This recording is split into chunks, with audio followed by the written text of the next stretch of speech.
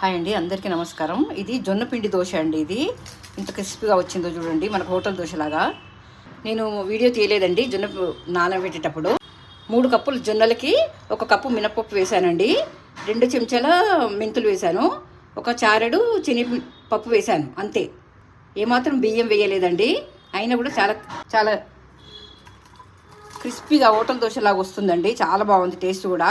పాలకూర పచ్చడి అండి, నేను మొన్న చేసి పెట్టుకున్నాను. పుంటికూర పచ్చడి, పాలకూర పచ్చడి, శనగకాకు పొడి మొత్తం చేసి పెట్టుకున్నాను కదా 3 days బ్యాక్. అవి ఎంత బాగున్నాయంటే ఇంతవరకు ఖరాబ్ కాలేదు, చాలా బాగున్నాయి. ఫ్రిడ్జ్లో పెట్టుకుంటున్నాను, తీస్తున్నాను, వేసుకుంటున్నాను. ఇప్పుడు దోశ వేస్తాను చూడండి, జొన్న దోశ. మధ్యలో ఆయిల్ ఎక్కువైందండి, ఇది కొద్దిగా పోయింది. నేను మళ్ళీ వేసి చూస్తాను.